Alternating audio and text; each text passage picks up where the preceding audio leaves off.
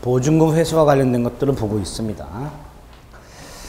자, 마지막에 봤던 게 이제 경매대가로부터 우선 변제 받는 건데, 이거는 임차인이 경매를 신청해서 배당을 받든 살고 있는데 다른 채권자가 경매를 넣든 상관없습니다.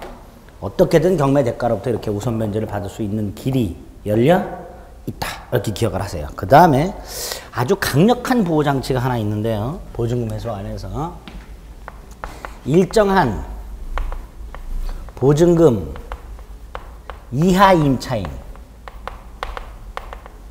이걸 소액 임차인이라고 불러요. 보통 일정한 보증금 이하 임차인은 그 보증금 중 일정액을 가장 먼저 변제받을 수 있는 길이 열려 있습니다. 지금 우리가 본 이 우선 변제는 후순위 권리자보다 보증금을 먼저 받는 거예요. 이건 3조 보증금이고요. 어딜 보시냐 하면 8조로 가봅니다. 4페이지. 4페이지에 보면 맨 밑에 제8조 보증금 중 일정액의 보호라고 해서 1항 임차인은 보증금 중 일정액을 다른 담보물권자보다 우선하여 변제받을 권리가 있다. 다른 담보물권자보다 라고 되어 있으니까 저당권자 따위를 말하는데, 이 저당권자가 임차인보다 선순위야 후순위야 이 따위 묻지 않고 받는다는 거예요. 그래서 최우선 변제권 또는 이 주택임대차보호법 8조의 변제권이라고도 부릅니다. 8조의 우선 변제권이라고 불러요. 그래서 가장 먼저 배당을 받는데, 이거는 선후를 따지지 않죠. 선후를 따지지 않기 때문에 확정일자 따위 필요 없습니다. 그래서 최우선 변제 요건은 아주 단순해요. 이 경우 임차인은 주택에 대한 경매 신청 등기 전에 그 주택이 누군가가 경매를 신청해서 경매법원이 그 경매 신청을 인용을 해서 등기소에 이 주택이 경매가 시작된다는 걸 촉탁을 합니다. 그걸 경매 신청 등기라고 해요. 이 주택에 대해서 경매가 신청이 되었다라는 게 주택에 대해서 등기가 되는데, 그 등기가 되기 전까지만 인도 및 주민등록을 갖추면 최우선 변제를 받을 수 있게 됩니다. 요건은 그거예요. 확정일자 필요 있다 없다? 없다. 만약에 주택 요 소액 임차인이 인도 및 주민등록과 확정일자까지 미리 받아둔 상태라면 일정액을 최우선 변제 받고 나머지를 우선 변제 받게 되는 거예요. 무슨 말인지 아시겠죠? 그래서 최우선 변제는 확정일자 따위는 요건이 아닙니다. 그 정도 확인하시고, 그 다음에 이제 기준이 문제가 되죠. 오른쪽에 있습니다. 3항에 보면 제1항에 따라서 우선 변제를 받을 임차인, 즉 최우선 변제를 받을 수 있는 임차인 및 그 다음에 그 최우선 변제 받는 보증금 중 일정액의 범위와 기준은 대통령령, 즉 주택임대차보호법 시행령에서 정해지게 됩니다. 이게 이제 자주 바뀌어요. 몇 년에 한 번씩 바뀌는데 올해 1월 1일부터 개정된 법이 적용됩니다. 밑에 박스에 있는 게 주택임대차보호법 시행령인데요. 시행령 11조가 우선 변제 받을 수 있는 임차인의 범위예요. 자, 우리 서울 살고 있죠. 서울은 기준금액이 얼마라고 되어 있어요? 9,500만 원 이하 보증금이라고 되어 있습니다. 그러니까 보증금이 9,500만 원 이하여야 돼요. 그 다음에 다시 위로 올라가면 10조가 있죠. 자, 얼마까지 받을 수 있도록 되어 있어요? 3,200만 원까지. 얼마까지? 3,200만 원까지. 그러니까 만약에 서울에 살면서 임차인이 보증금이 딱 3,200이야. 그럼 요 자기 보증금 전부를 가장 먼저 배당받을 수 있는 거예요. 제일 좋은 착한 제일 좋은 임차인이 딱 서울 보증금 3,200만 원 보증금 임차인이. 그렇죠? 있나고요? 보증금 방 하나 3,200만 원이면 비싼 거죠. 그렇죠? 결국 이건 뭐예요? 가장 취약한 계층, 주거 생활에 있어서 가장 취약한 계층을 보호하기 위해서 인정을 해준 거예요. 다만 이 조문이 아까도 잠깐 말씀드렸지만 공산주의와 가까운 법이라고 평가를 받는 법이에요. 위헌 소지가 있는 법이에요. 왜? 임대인이나 또는 후순위 권리자보다도 선순위 권리자보다도 그 누구보다도 먼저 배당받으니까 저당권자 등이 아주 열받는 거예요. 그렇죠? 따라서 제한을 가해 놓습니다. 어떤 제한을 가해 놓냐면 거기 10조를 보세요. 시행령 박스 2항에 보면 임차인의 보증금증 일정액이 주택가액의 2분의 1을 초과한다. 그럼 2분의 1에 해당하는 금액까지만. 예를 들어서 내가 서울 살고 보증금이 3,200이야. 그럼 경매를 했을 때 3,200을 가장 먼저 다 받을 수 있다 그랬죠. 그런데 앞불사 주택이 경매됐는데 경매대가가 5천만 원이야. 그럼 2분의 1이 얼마예요? 2,500이죠. 여기까지밖에 못 받아요. 나머지 반은 다른 담보물권자들 줘야 된다 이런 뜻이. 나아가 3항 하나의 주택의 임차인이 2인 이상인데 얘네들이 둘이 다 소액 임차인이야. 그럼 얘네들은 우선 변제를 받겠죠. 예를 들어서 서울에 3,200만 원짜리 임차인이 둘이 있어요. 한 곳에. 근데 목적물이 경매가 됐는데 1억에 경매가 됐어. 1억의 반이 얼마예요? 5천이죠. 그 5천을 나눠 갖는 거예요. 그럼 3,200을 다 못 받고 얼마씩만? 2,500씩만 받는 거예요. 그게 3항이에요. 더 웃긴 게 4항이에요. 하나의 주택에 3,200짜리 아니야. 3,200짜리 소액 임차인이 셋이 있어. 그럼 이 사람들은 3,200씩을 다 받아갈 거 아니에요. 잘못하다가. 근데 이 셋이 가만히 봤더니 같은 방으로 들어가. 무슨 뜻이에요? 가정 공동생활을 해. 이게 뭐예요? 아빠 이름으로, 엄마 이름으로, A 이름으로 각각 하나씩 쓴 거예요. 계약서를. 보증금 3,200을 셋이 합치면 얼마예요? 9,600이죠. 9,600이면 소액 임차인으로서 보호받아요? 못 받아요? 못 받죠. 서울 얼마 해야 돼? 9,500 이하 해야 되잖아요. 그러니까 보증금이 9,600이야. 100만 원 차이로 소액 임차인이 아니야. 에라 모르겠다. 쪼개. 3,200씩. 다 회수할 수 있죠. 그런 걸 막기 위해서 4항을 뒀어요. 하나의 주택에 임차인이 2명 이상이고 이들이 그 주택에서 뭘 하고 있을 때 가정공동생활했을 때 이 사람들을 하나의 임차인으로 모아 보증금을 어떻게 한다? 합산. 서울에서 보증금이 9,600만 원인 사람이 소액 임차인으로서 보호받기 위해서 계약을 쪼갠단 말이죠. 이런 걸 방지하는 조문도 있게 되는 거예요. 여기에 나와 있는 10조, 1, 2, 3, 4, 11조 잘 나오는 시행령이고요. 특히 그 기준금액들 올해 바뀌었다 그랬죠? 올해 1월 1일부터 내년에 나올 가능성이 있어요. 근데 지금 외우지 마세요. 언제 바뀔지 또 몰라. 언제 바뀔지 또 몰라요. 요새처럼 우리가 전세금이라고 부르는 보증금이 하염없이 뛰고 있을 때는 언제 또 바뀔지 모르니까 내년 7월 달 시험이 공고가 나요. 그 공고시 법령을 기준으로 시험을 봅니다. 그때까지 외우지 말고 그때 중간에 바뀔 수도 있으니까 그때 가서 외우면 돼요. 아시겠죠? 지금부터 숫자 나온 건 안 외우셔도 돼요.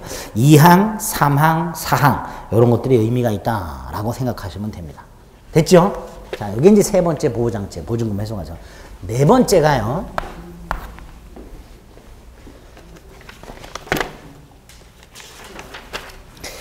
이 페이지로 가봅니다. 왔다 갔다 해서 죄송합니다. 우리 민법이 조문이 순서대로 안 돼 있어요. 이 페이지 가보면 밑에 3조의 3에 뭐라고 돼 있어요? 이 타이틀이 임차권 등기명령 이렇게 돼 있습니다. 자, 이거는 요걸 보완하는 거예요. 여기를 보세요. 주택 임차인이 기간이 끝났어요. 끝났는데 이미 다른 곳에 계약을 해서 가야 돼요. 글로. 근데 보증금을 안 돌려줘요.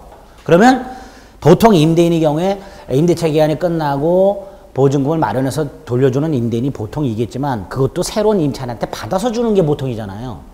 그렇죠? 근데 만약에 아직 새로운 임차인이 안 왔어. 그러면 임대인은 배를 째는 경우가 보통이에요. 뭐라고? 새로 임차인이 오면 그때 그 사람한테 받아서 주겠다. 좋다 이거. 근데 나는 이사를 가야 된단 말이에요. 어디서 빌려서라도 이사를 가야 되는데 문제는 가는 순간 뭐를 상실해버려요? 대항력과 우선 변제권을 상실해버려요. 그러니까 임대인이 보증금을 끝났는데 돌려주지 않으면 대항력과 우선 변제권을 그대로 유지한 채 이거는 이거대로 진행을 하고 이거. 에? 임대인을 못 믿겠단 말이죠. 그러니까 이건 이거대로 진행을 하고 진행하면서 뭐는 그대로 유지한 채 대항력과 우선 변제권을 유지한 채 다른 곳으로 이사를 갈 수 있도록 해야 돼요. 그래야 그 다른 곳에서도 대항력 및 우선 변제권을 취득할 수 있을 거 아니에요. 그렇죠? 그런 취지에서 마련된 게 임차권 등기 명령제도입니다. 없었어요, 이런 것도. 끼어든 지 얼마 안 됐어요. 자, 이 임차권 등기 명령제도 이것도 아직 허술해요. 왜냐하면 요건이 좀 더러워요. 임대차가 끝났어요. 끝났는데도 불구하고 임대인이 보증금을 돌려주지 않을 때 할 수 있어요. 전에는 못해요. 임대차 끝나기 전에 임대인이 새로운 임차인이 들어오면 그 사람한테 받아서 주겠다. 그럼 끝나는 날 못 받을 가능성 많죠. 그래 안 그래요? 끝나는 날까지 새로운 임차인이 안 왔다면 못 받을 가능성이 많아. 그럴 때도 할 수 있도록 돼야 되는데 아니, 기간이 이미 끝났고 그럼에도 불구하고 돌려주지 않을 때에만 그 임차권 등기명령을 신청할 수 있도록 되어 있어요. 임차주택 소재지를 관할하는 지방법원에 만약에 임대차가 끝났고 보증금을 돌려주지 않아서 임차인이 지방법원에다 임차권 등기명령을 신청을 했어. 법원이 받아줬어. 그럼 법원이 이걸 촉탁을 통해서 임차권 등기를 해버려요. 뭘 한다고요? 임차권 등기. 등기됐죠? 임차권 등기됐죠? 그럼 당연히 일단 기본적으로 뭐는 인정되고 대항력은 인정되고 앤드 주택임대차보호법이 적용되니까 뭐도 인정되고 우선변제권도 인정이 되고 기존의 대항력 및 우선변제권이 그대로 유지된 채 다른 것으로 전출을 할 수 있게 됩니다. 단 임차권 등기명령 신청만 해서는 안 되고 임차권 등기까지 된 걸 확인하고 전출을 해야 돼요. 무슨 말인지 아시겠죠? 예? 법원이 임차권 등기명령 신청을 받아줬다 해서 바로 전출했는데 며칠 있다가 등기가 됐어. 그럼 대항력 상실됩니다. 잘못하다가. 그러니까 임차권 등기부에 임차권 등기가 됐다는 걸 딱 확인하고 전출하게 되면 대항력 및 우선변제권 그대로 유지할 수 있게 됩니다. 이런 제도를 뭐라 한다? 임차권 등기명령 3조의 3의 1항 임대차가 끝난 후 보증금이 발환되지 아니한 경우 임차인은 임차주택 소재지를 관할하는 지방법원 따위의 임차권 등기명령을 신청할 수 있다. 다음 페이지 5항 임차인은 임차권 등기명령 집행에 따르는 등기를 마치게 되면 대항력과 우선변제권을 취득한다. 새롭게 취득하거나 단 임차인이 이미 대항력이나 우선변제권을 갖고 있었다면 그 대항력이나 우선변제권은 그대로 유지가 되고 그 등기 후에 대항요건을 상실하더라도 무슨 뜻이에요? 등기 후에 대항요건을 상실했다 그랬으니까 대항요건이 아까 뭐였었죠? 요거 인도 및 주민등록 주택을 비워주고 주소를 다른 데로 옮겼다 하더라도 이런 뜻이에요. 대항요건을 상실했다는 말은 주택을 비워줬고 주민등록을 다른 곳으로 옮겼다라는 뜻이에요. 그렇게 했다 하더라도 이미 뭐한 취득한 대항력과 우선변제권을 상실하지 아니한다. 이런 조문을 두고 있게 됩니다. 됐죠? 거기에다가 6항을 보면요. 지금 임차인이 이 주택에 대해서 임차권 등기 명령을 신청해서 임차권 등기가 딱 됐어. 그리고 우리 집을 비웠어. 그럼 집이 비어있죠? 그 상태에서 새로 임차인이 들어왔어. 들어올 수 있죠? 근데 그 사람이 소액 임차인이야. 자, 아까 소액 임차인 뭐가 인정됐었죠? 최우선 변제됐죠? 안 돼. 요 소액 임차인은. 뭐가 안 된다고요? 최우선 변제가 인정해. 6항 보세요. 임차권 등기 명령의 집행에 따른 임차권 등기가 끝난 주택을 그 이후에 임차인은 8조에 따른 우선 변제를 받을 권리가 없다. 8조가 뭐였죠 아까? 최우선 변제. 예? 그래서 소액 임차인이라고 해서 나 보호받는다라고 막 들어가지 마시고 그 주택 등기부를 떼어보고 이 법원의 임차권 등기 명령 집행에 의한 등기가 되어 있는지 확인하고 가야 돼요. 자칫 잘못해서 들어갔다면 뭐가 인정이 안 된다? 최우선 변제가 인정이 안 돼요. 예? 예? 6항까지. 됐죠? 여기까지가 여러분들이 오늘 머릿속에 좀 틀을 잡아주셔야 될 주택임대차보호법의 가장 기본적인 보호장치입니다. 아시겠죠? 예? 일단 그 정도 조문들을 제가 체크해드린 걸 위주로 해서 여러분들이 머릿속에 나머진 다 숫자적이고 기술적인 것들이 크게 신경 안 쓰셔도 됩니다. 나중에 또 기본서 나오면 그때 해드릴 겁니다. 아시겠죠? 힘을 내세요. 지금 아무것도 아니야. 조문 몇 개 확인했어요. 주택임대차보호법 조문 지금 몇 개 했어? 10개도 안 했어. 10개도 안 했어. 만약 이게 아무것도 아니지. 그쵸? 예, 잘 알고 계셔야 나중에 여러분들 중개도 잘 하시게 되고 그래요. 근데 이렇게 제가 설명을 드려도 실제 중개하실 때 다 까먹고 아까 이 법정갱신만 해도 아직도 그래요. 시험 보신 분들도 3개월 전에 통지해야 된다고 알고 계시는 분들도 태반이야. 아유 돌아버리겠습니다. 제가. 저한테 이렇게 물어보신 분도 있어요. 임차인이 임대인은 아무 말 안 했고 임차인이 한 25일 남았을 때 나가겠다고 했대요. 그러면서 법정갱신 안 되죠? 임차인이 나갈 수 있죠? 라고 물어보신 현직 중개사분들도 굉장히 계셨어요. 제가 갱신 되지요? 법정갱신 그랬더니 아, 왜 돼요? 나가겠다고 했는데 응? 만료 전에 나가겠다고 했는데 제가 1월 전에 했어야죠 그랬더니 그런 게 어디 있니? 우리 공부할 때 있었잖아요 그랬더니 그랬나? 뭐. 그래서 일단 오늘 말씀드린 가장 기본적인 것들은 머릿속에 좀 넣어두셔야 됩니다. 됐죠? 요걸 기초로 상가건물 임대차법은 다른 것만 몇 개 기억하시면 돼요. 다른 거. 자, 6페이지로 가봅니다. 상가건물 임대차보호법. 1조 아까 목적 확인했었어요. 상가건물의 임대차에 대해서 민법의 특례를 정함으로써 국민의 경제생활의 안정을 도모함을 목적으로 한다. 뭐 보장은 뭐 이렇게 돼 있죠. 일단 적용 범위의 객체가 뭐야 돼요? 상가건물이어야 돼요. 상가건물의 뜻이 뭘까요? 주거용 건물이라면 사람이 살고 있는 거다라고 직관적으로 이해가 되지만 상가건물이란 게 뭘까요? 상가. 뭘 사고 파는 뭐 이런 것들이겠죠. 그렇죠? 영업용 건물이어야 돼요. 영업용 건물. 무슨 건물? 따라서 물건을 제조하는 공장이나 보관하는 창고 따위는 상가 건물이라고 할 수가 없게 됩니다. 영업용으로 사용되는 건물이어야 돼요. 두 번째로 이 건물에 이게 가능해야 돼요. 사업자 등록 신청.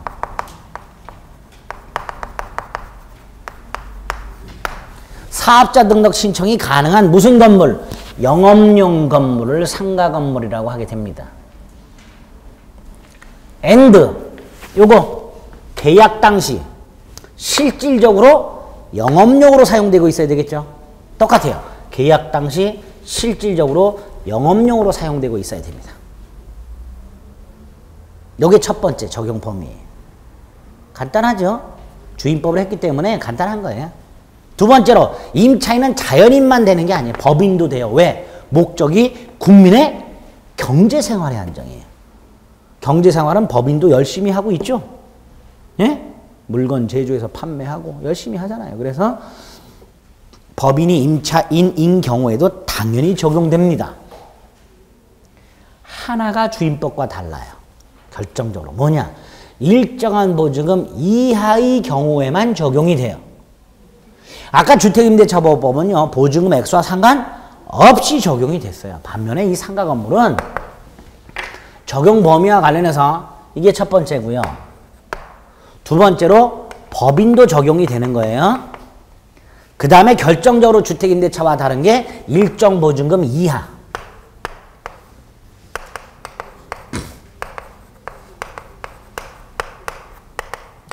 일정 보증금 이하 임대차에만 적용됩니다. 물론 예외적으로 이 보증금을 초과하는 임대차에 대해서도 이 액수를 초과하는 임대차에 대해서도 상가건물 임대차보호법의 특정 규정이 적용되는 경우가 있어요. 그건 나중에 보고 원칙적으로 일정 보증금 이하 임대차에만 적용됩니다. 그래서 2조에 보면 1항 이 법은 상가건물 가로 안에 사업자 등록의 대상이 되는 건물을 말한다. 의 임대차 가로 안에 임대차 목적물의 주된 부분이 영업용이다. 영업용이란 말이 여기서 나오게 되는 거예요. 사업자 등록이 가능한 영업용 건물 이렇게 되는 거예요. 적용을 하되 단 대통령령으로 정하는 보증금액을 초과하는 임대차에 대해서는 그러하지 아니하다. 즉 적용하지 않는다. 그럼 대통령령에서 그 기준금액을 정해놨겠죠. 다음 페이지. 적용 범위 서울은 얼마 이하? 4억 이하 이렇게 돼 있어요. 근데 보통요. 상가건물 임대차는 보증금 플러스 월 단위 차임을 보통 주죠. 요 월 단위 차임까지 합산을 해버립니다. 이걸 환산보증금이라고 해요. 그 박스 밑에 2항. 제1항에 따른 1항 단서에 따른 보증금액을 정할 때에는 해당 지역의 경제여건 및 임대차 목적물의 규모 등을 고려하여 지역별로 구분하여 규정하되 보증금 외에 차임이 있는 경우에는 그 차임액에 대통령령으로 정하는 비율을 곱하여 곱하기 100이에요. 이게. 그 비율을 곱하여 환산한 금액을 포함한다라고 돼 있어요. 예를 들어서 서울이 보증금이 2억이고 월 단위 차임이 250만 원이에요. 상가 건물을 빌렸는데 보증금이 2억이고 월 단위 차임이 250이에요. 요것도 보증금에 합산을 한다는 거예요. 얼마를 곱해서? 100. 그럼 250만 원 곱하기 100이 얼마예요?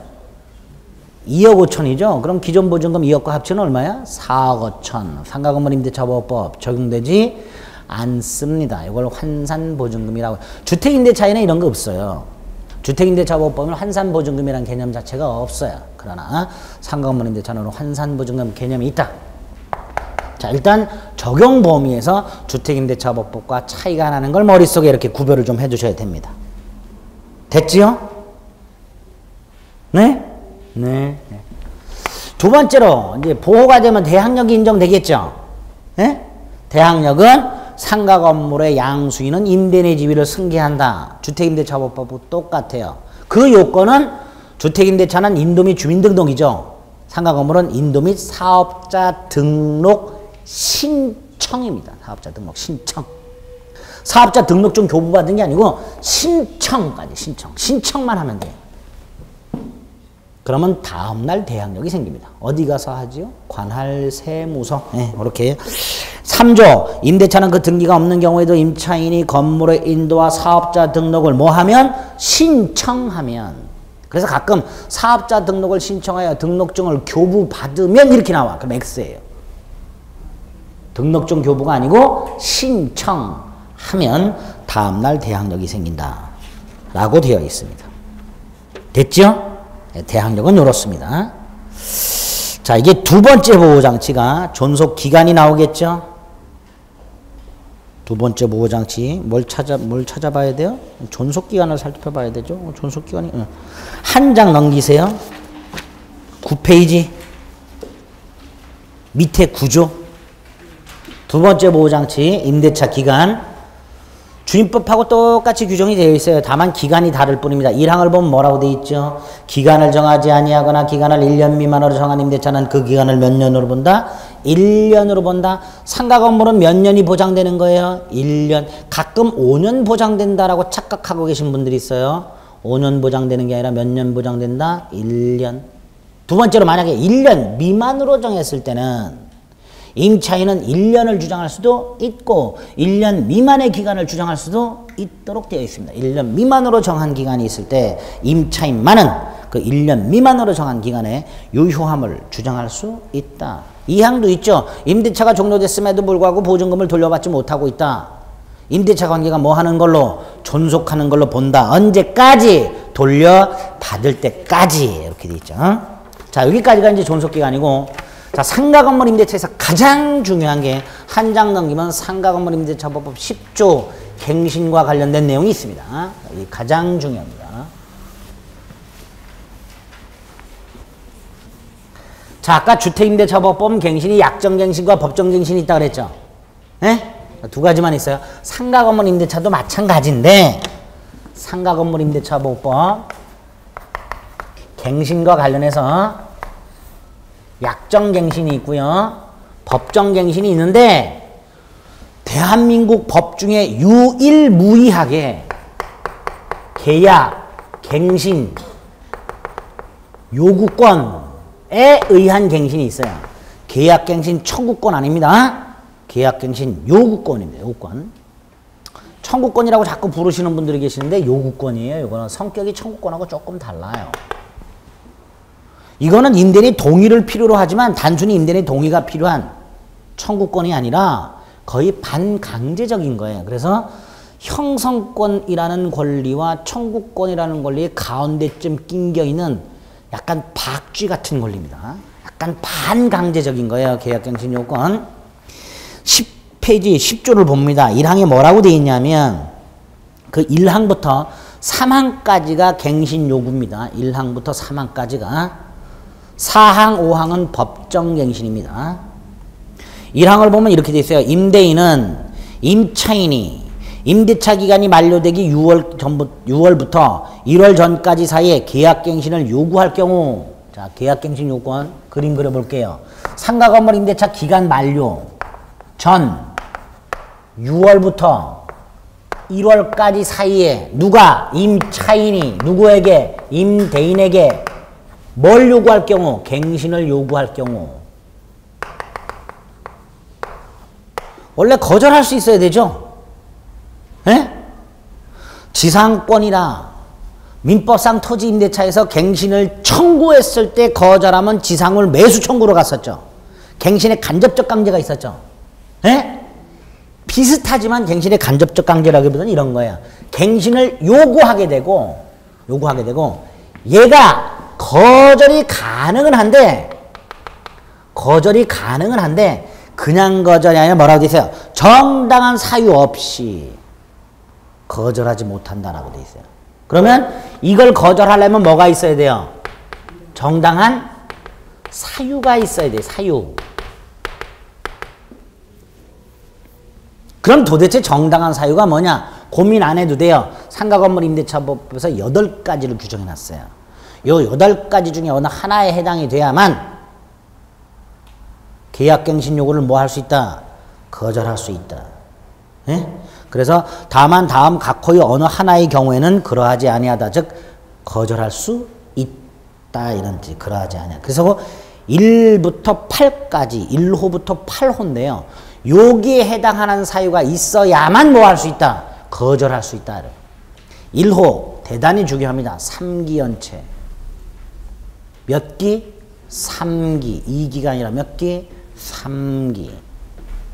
3호 임대인이 임차인에게 정당한 보상을 제공했다고 되어 있죠. 다만 뭐가 있어요? 합의. 예? 요 요건하에 상가건물 임차인이 갱신을 요구했을 때 임대인이 임차인과 합의해서 내가 요 정도 보상을 해줄 테니까 나가라. 합의에 의한 보상이에요. 합의에 의한 보상. 그게 3호예요. 합의하여 보상을 제공한 경우. 5호 임차인이 건물의 전부나 일부를 고의나 중대한 과실로 파손, 중대한에 주목을 하죠. 요거 중대한을 쏙 빼고 내는 경우가 있어요. 중대한자를 쏙 빼고 내는 경우. 7호 임대인이 다음 각목, 이 각목이 사람 때리는 나무를 말하는 게 아니고요. 1, 2, 3, 4가 호구요. 호 밑에 가나다라고 되어 있는 걸 목이라고 부릅니다. 조문은 제 몇 조, 제 몇 항, 몇 호, 몇 목 이렇게 나가요. 호 밑에 있는 게 목이에요. 가목, 나목, 다목. 요 가목, 나목, 다목 셋 중에 하나에 해당하는 사유로 예컨대 가목을 보면 계약 체결 당시에 미리 재건축 계획을 고지하도록 하고 있죠. 네? 그 사유로 고지했어. 그리고 건물의 전부 대부분을 철거하거나 재건축하기 위해서 목적 건물의 점유 회복이 필요했을 때. 과거에는요, 그냥 재건축이 하기 위해서 철거하기 위해서 필요할 때 거절할 수 있도록 돼 있어서 요 7호를 근거로 상가건물 임차인이 계약갱신을 요구했을 때 아 이거 철거하고 재건축할 거다 나가달라 이렇게 하는 경우가 굉장히 많았었어요. 즉 남용이 됐던 게 7호인데 철거와 관련해서 이렇게 가나다 셋 중에 하나에 해당이 돼야 돼요.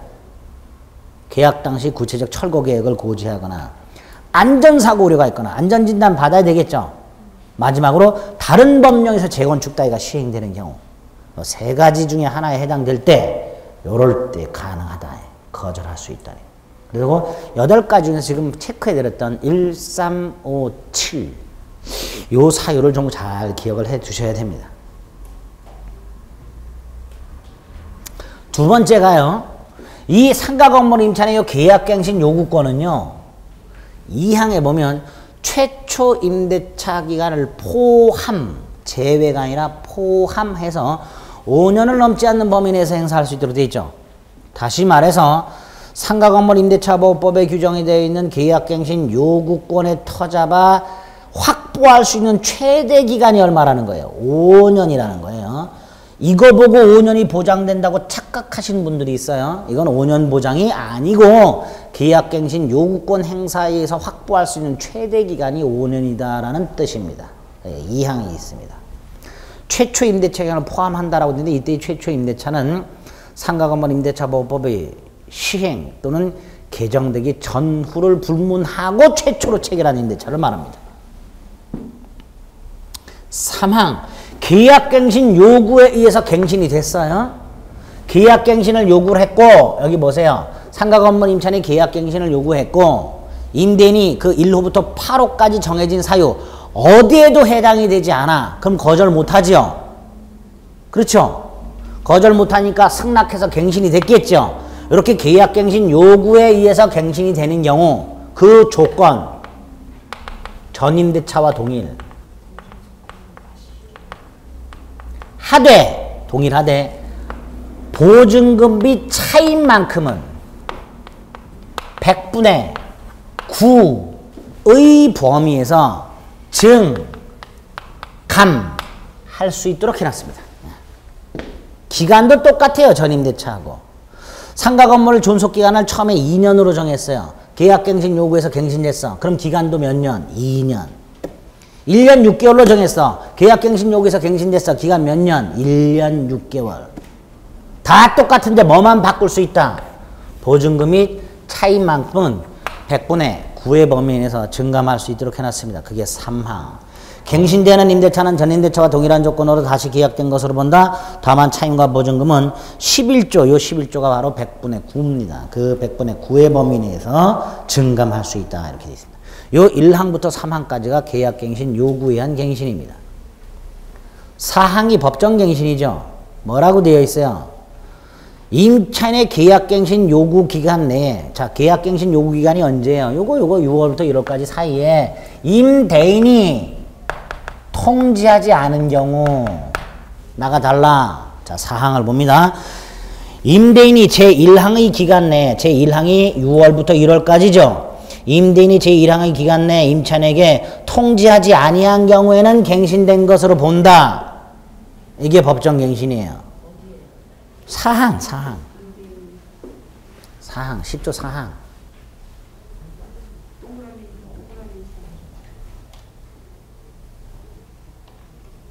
법정갱신 조건은 어때요? 뭐라고 돼 있어요? 전임대차와 동일. 이거하고 똑같죠? 여기 보세요. 계약갱신 요구도 전임대차와 동일해요. 이게 계약갱신 요구한 거예요. 그런데 법정갱신은요, 이거 똑같아요. 전임대차와 동일해요. 보증금이 차임도 똑같아요. 그런데 기간은 1년이 되는 거예요. 계약갱신 요구권 행사에 의한 갱신과 법정갱신의 차이가 좀 있다는 걸 좀 조심해 주셔야 돼요. 일단은 조건은 전임대차와 똑같다. 여기는 차이가 없어요. 두 번째 차이가 있는 거예요. 계약갱신 요구는 기간도 똑같지만 요것만 증감할 수 있는 반면에 법정갱신은 이것도 똑같고 뭐만? 기간만 1년. 나아가 요거 또 뭐가 있어요? 차인만은 언제든지 해지를 통고할 수 있고 3개월이 지나면 해지가 된다. 이렇게 됩니다. 이건 주택임대차보법에도 있었죠. 네, 그래서 4항이 있고요.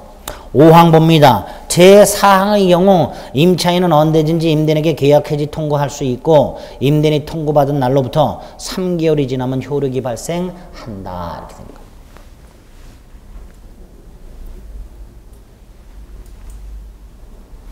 요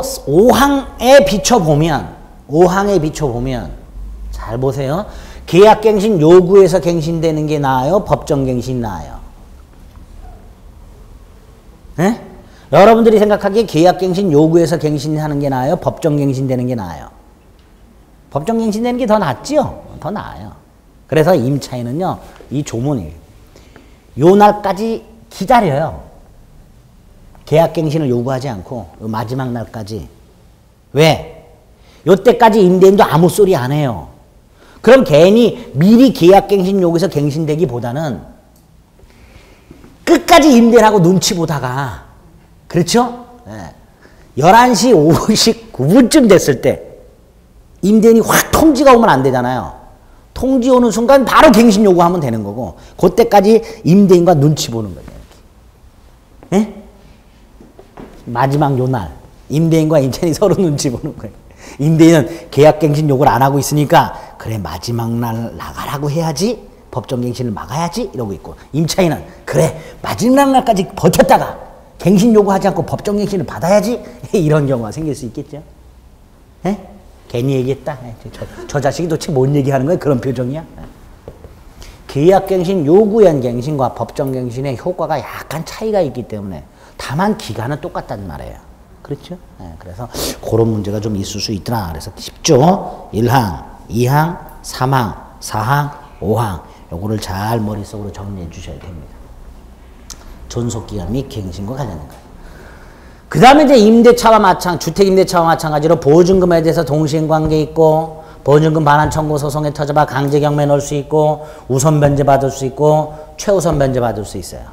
다 똑같은데 당연히 요 최우선 변제 받는 경우에 요 보증금 일정액과 일정한 보증금 이하 소액 임차인일 거 아니에요. 그렇죠? 그 다음에 그 우선 변제, 최우선 변제는 일정액이 주택임대차와는 다르겠죠? 그것만 좀 조심을 해주시면 돼요. 그래서 11페이지에 보면 14조가 있어요. 보증금 중 일정액의 보호. 임차인은 보증금 중 일정액을 다른 담보물권자보다 우선해서 변제받을 수 있다. 즉 최우선 변제권을 말하는 거예요. 그렇죠? 그리고 3항 주택임대차와 마찬가지로 최우선 변제받는 일정액은 건물가액의 2분의 1 범위 내에서만 인정된다. 그리고 기준이 6조에 있는 거예요. 환산보증금이 얼마 이하여야 돼요? 서울 같은 경우 6,500, 5,500 뭐 이렇게 쭉 돼 있죠? 이거 이하의 보증금에 대해서만 우선 변제를 받는 거예요. 이거 이하에 대해서. 우선 변제를 받는 임차인의 범위라고 돼 있죠? 네.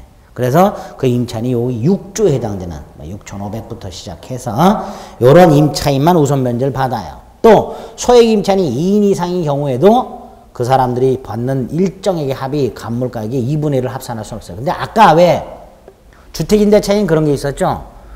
9,600만 원 임차인인데 3,200씩 쪼개는 경우가 있다 그랬죠? 그런 게 상가 건물에는 없어요. 왜? 그 조문은 가정 공동생활을 하고 있을 때 보증금을 합산했어요. 근데 상가 건물은 가정 공동생활이라는 게 있을 수 없기 때문에 소액 임차인이 쪼갤 수가 있어요. 이렇게 가능해요. 그 조문이 없어요. 무슨 말인지 아시겠죠? 네, 그래서 그 14조와 관련된 내용 2분의 1 범위 내에서 일정액 우선 변제 받고 우선 변제 받는 임차인의 범위가 시행령에 또 정해져 있다.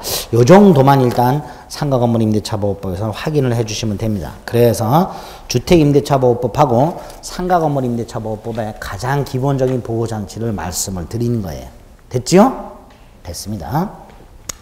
11페이지에 보면 집합건물의 소유 및 관리에 관한 법률이 있어요. 쭉 나옵니다. 몇 조까지 있나 볼게요.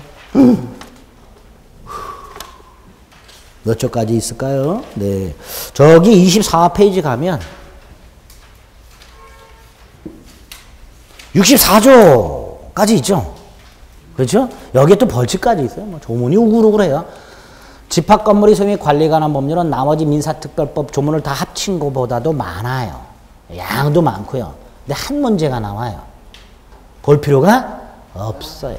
없지만 별 표시는 해놨어요. 잘 나오는 거 나중에 할 거고요. 기본적인 틀만 잡을게요. 집합건물법은 이 조문을 어떻게 나눠서 봐야 되는가만 집합건물법의 큰 틀만 머릿속으로 생각해 두시면 돼요. 공부하지 마세요. 집합건물법 제가 말씀드렸어요. 시험에 임박해서 이거 나옵니다라고 찍어드리는 것만 보시면 돼요. 그럼 거기서 다 나와요. 지금부터 찍어주세요. 못 외워요. 그래서 못 안 찍어드려요. 집합건물법 틀만 잡습니다. 일단 집합건물법은 아까 조문이 60개가 넘었죠. 이 60개의 조문이 4덩어리로 나누죠. 4덩어리로. 하나가 집합건물법에서 쓰는 용어가 나오는데 그 용어가 집합건물법이 적용되는 목적물, 객체 및 이에 대한 권리. 요게 첫 번째 단계. 집합건물의 소유 및 관리에 관한 법률을 읽으려면, 그걸 이해하려면 집합건물법에서 쓰고 있는 용어를 이해해 두셔야 되는데 그 용어가 집합건물법상의 객체 및 그에 대한 권리로 구성이 되어 있습니다. 두 번째로 아파트 생각하시면 돼요. 집합건물이란. 그 아파트 예를 들어서 101동 101호 이런 부분을 전유 부분이라고 해요. 소유자가 전적으로 소유하는 부분이죠. 이 전유 부분에 대한 소유권을 구분 소유권이라고 합니다. 그 구분 소유권을 갖고 있는 사람들을 구분 소유자라고 해요. 근데 이 구분 소유자 한 동 건물을 통째로 지가 혼자 써요? 아니죠. 다른 구분 소유자하고 이렇게 구획을 나눠 갖고 쓰고 있죠. 그러다 보니까 충돌이 일어날 수 있죠. 최근에 문제가 되는 층간소음 같은 것들. 문제 되죠? 그러니까 이런 것들에 대한 규정들을 만들어 놔야 돼요. 집합건물법에서는. 다시 말해서 한 동 건물을 구분해서 소유하고 있는 구분 소유자들은 민법 소유권에서 말했던 인접한 부동산 소유자들이에요. 그렇죠? 그 인접한 부동산 소유자들의 상호 이용관계를 조절할 목적으로 만들어진 게 뭐였었죠? 민법에서? 기억나세요? 상린관계. 예? 그 상린관계에 관한 비슷한 내용들이 집합건물법의 한 덩어리가 뚝 떨어져서 규정이 되어 있어요. 구분 소유자의 권리 의무라고.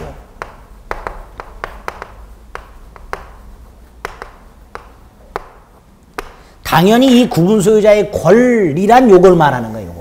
요게 파생되어 나오는 것들이에요.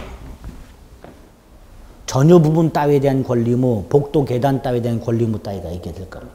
구분 소유자의 권리 의무가 한 세트가 또 나와요. 세 번째로 자기 집에 뭐가 고장나면 열심히 고치죠. 근데 건물 외벽에 페인트가 다 날라갔어. 자기 거 아니니까 신경도 안 쓰죠. 예? 그래서 전유 부분 외에 집합건물 전체를 어떻게 관리할 것인가의 문제가 나와요. 관리? 나와야 되죠? 내가 사는 곳은 내가 알아서 잘 관리를 해요. 건물 전체를 내가 관리하지 않죠. 나는 내가 사는 곳만 관리하잖아요. 당연히 내가 사는 곳 내부만 관리하다 보면 외부는 어때요? 너덜너덜해진단 말이지. 그러니까 이거 전체적으로 어떻게 관리할 것인가의 문제가 나요. 관리. 관리단이라는 단체가 나오고요. 관리단 속에 관리위원회라는 게 나와요. 관리단에 짱이 있어요. 관리인이라고. 규약이라는 게 나와요. 집합건물 관리 규약 이렇게. 이 세 가지가 관리와 관련해서 나오게 돼요. 네 번째가 마지막 덩어리가 관리하다 안 돼. 어떻게 해야 돼요? 때려 부셔야지요. 다시 져야지요. 뭐가 나올까요? 재건축 복구가 나와요. 요 네 덩어리가 가장 중요합니다. 여기에다가 최근에 아파트 소유자들끼리 분쟁 많지요. 그 분쟁에 대해서 집합건물법에 규정이 없었어요. 그 분쟁을 조정하기 위해서 주택 분쟁 조정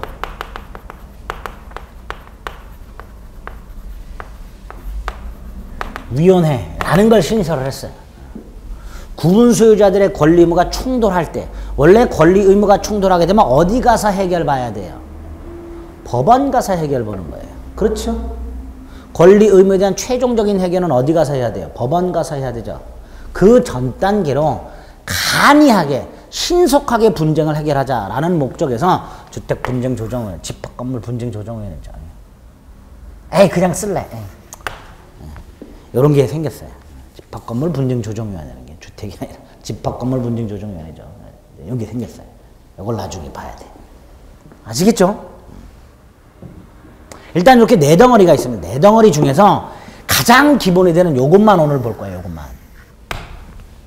일단 집합건물법의 적용 대상이 되는 건물 자체는 집합건물이죠. 집합건물이란 한 동의 건물이 구조상, 이용상, 물리적으로 독립된 부분에 각각의 소유권이 있는 형태의 건물을 집합건물이라고 합니다. 아파트, 연립주택, 다 세대주택 이런 것들이 집합건물이에요. 다 가구는 단독입니다. 다 가구는 단독이고 다 세대는 집합건물이에요. 이런 것들이 집합건물이 되겠는데 그 집합건물에 있는 구조들을 한번 보세요. 내가 전적으로 살고 있는 부분 있죠. 101호 내부. 네? 이걸 전유 부분이라고 해요. 객체.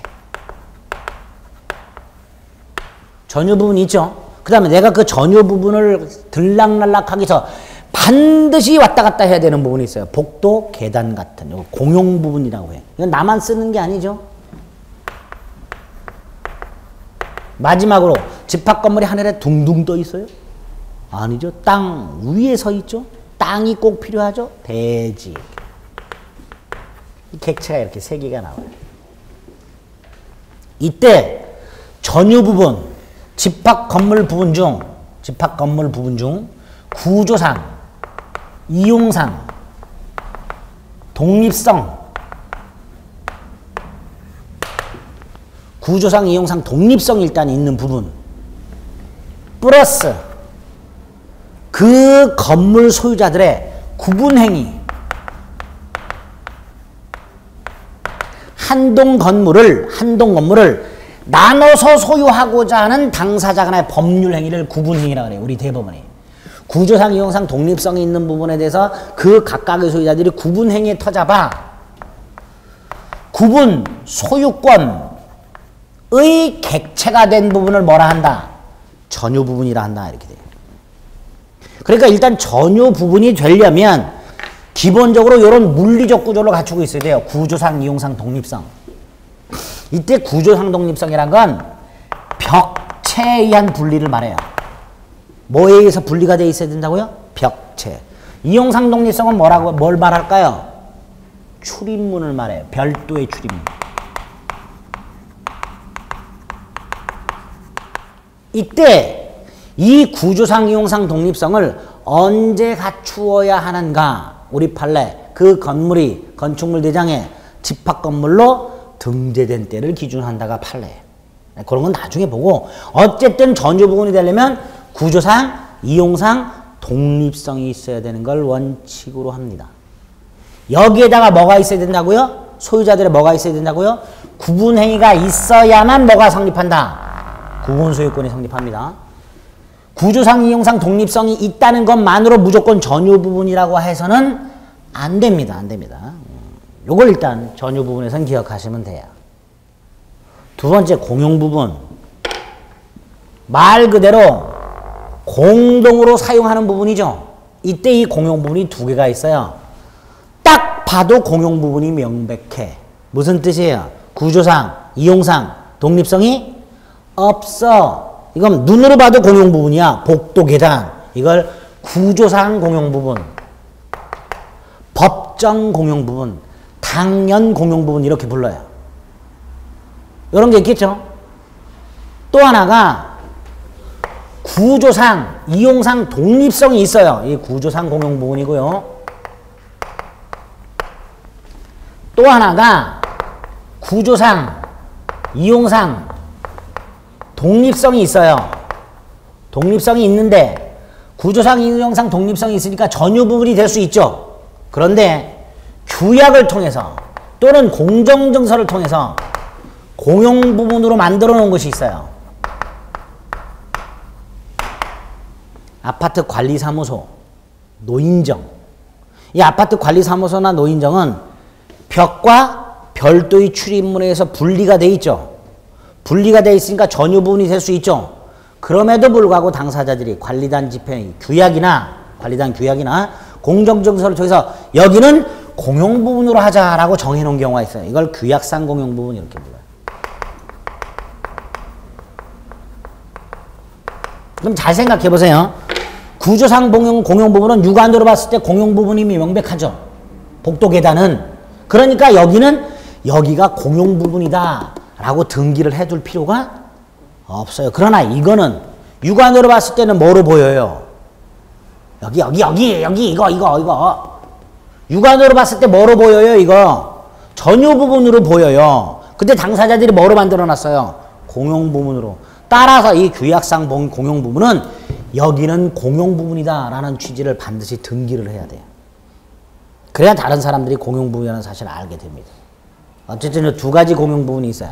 그런데 이 공용 부분에 대하여 구분 소유권의 효력이 미칠까요? 안 미칠까요? 공용 부분에 대해서. 복도 계단에 대해서 구분 소유권의 효력이 미쳐요? 안 미쳐요? 안 미쳐요. 그러면 공용 부분에 대해서는 권리가 없는 거잖아요. 그런데도 여러분들 왔다 갔다 하시죠? 그럼 결국 공용 부분에 대해서 따로 권리가 있다는 거잖아요. 무슨 권리가 있을까요? 여기에 대해서 어떤 권리가 있을까요? 전유 부분에 대해서는 무슨 권리가 있어요? 구분 소유권. 그러니까 들어가 사는 거예요. 내가 당당하게. 공용 부분에 대해서도 뭔가 권리가 있어야 복도 계단을 마음대로 왔다 갔다 할 수 있을 거 아니에요. 어떤 권리가 있을까요? 공유 지분권. 뭐가 있다고요? 공유 지분권. 요거를 집합건물법에서는 공용 부분에 관한 물권 이렇게 불러요.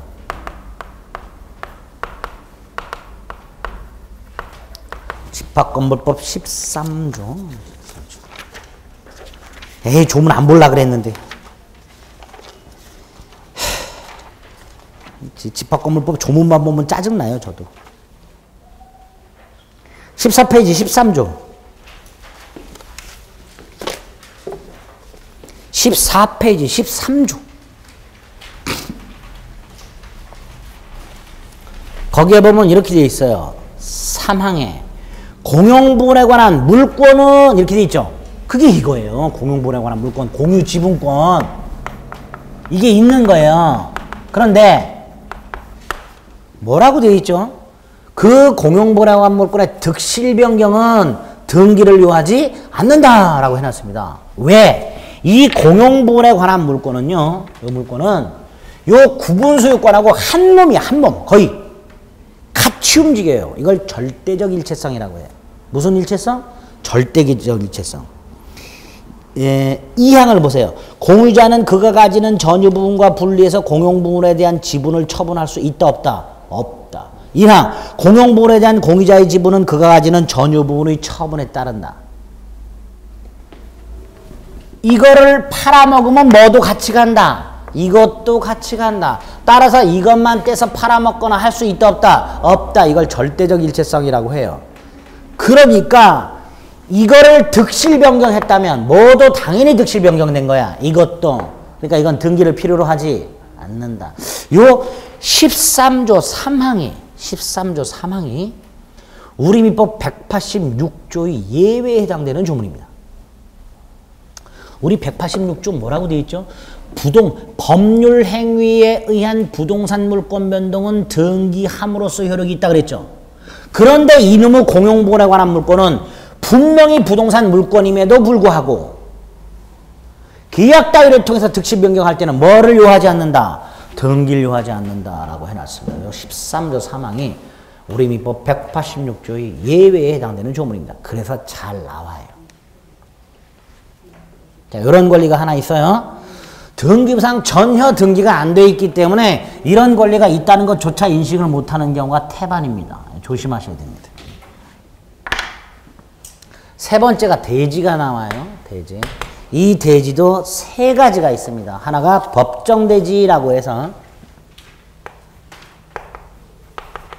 이걸 말하면 집합건물이 들어서 있는 그 대지를 말합니다. 이게 법정대지예요. 법정대지. 또 하나가 규약상 대지라고 해서요. 주차장 같은 거 있죠? 네? 법정대지와 일체로 다루어지는 대지가 있겠죠? 이게 규약상 대지예요. 세 번째가 이거를요. 재건축을 하려고 이걸 철거를 해버렸어요. 그때 이 부분 법정대지예요, 아니에요? 다시 한번 법정대지는 제가 뭐라 그랬죠? 한 동의 집합건물이 서 있는 부분이라 그랬죠. 에? 한 동 집합건물이 대지를 뭐라 한다? 법정대지라고 한다 그랬어요. 근데 철거를 해서 더 이상 집합건물이 없어요. 그럼 이 부분은 법정대지였었지만 더 이상 법정대지가 아니지요. 아니. 법정대지의 뜻이 이 건물이 있는 요 땅이 법정대지. 이게 법정대지라니까, 이게. 에? 에? 근데 철거를 했다니까, 재건축하려고. 그럼 요건 법정대지예요, 아니에요? 아니야. 그러니까 안 되겠다. 이거 대지로 그냥 냅둬야 되겠다. 그걸 간주규약대지라고 해요. 규약 간주대지라고도 합니다. 법정대지였었는데 더 이상 법정대지가 아니지만 대지로 그대로 간주하게 되는 경우. 간주규약대지 이렇게 불러요. 세 가지 대지가 존재합니다. 이 대지에 대해서도 권리가 있어야 되겠죠. 그걸 뭐라 한다? 대지 사용권이. 대지권은 등기법상 용어입니다. 대지권은 어디 용어라고요? 등기법상 용어예요. 집합건물법 뭐라고 되어 있다고요? 대지 사용권이 되어 있습니다. 이게 꼭 소유권이어야 될까요? 아니에요. 소유권 아니에요. 우리나라 남의 땅에 건물 소유할 수 있다고 그랬죠. 임차권일 수도 있고요. 지상권일 수도 있고 토지 전세권일 수도 있습니다. 어쨌든 대지 사용권이라고 부르는데 대부분은 소유권이겠죠. 99.9% 소유권이에요.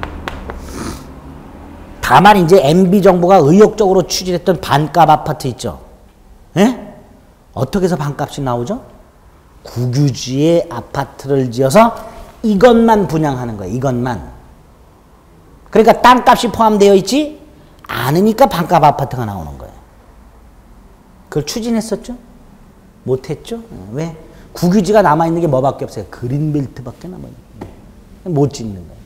그린벨트 다 해제해버려야 되는데 못하잖아요. 그러니까 반값 아파트 못 만든 거예요. 그러니까 만들 수는 있어요. 이렇게 남의 땅에다가. 토지 임대차 막 50년, 60년 할 수 있죠, 이제? 임대차 20년 더 기간 제한 없으니까. 100년 이렇게 할 수 있어요. 그래서 집합건물법상 자, 머릿속으로 오늘 틀을 잡아둘게 네 덩어리가 있다라는 거 하고요. 그 다음에 요거와 관련해서 전유 부분, 공용 부분, 대지가 있다. 그때 공용 부분은 2개, 대지가 3개.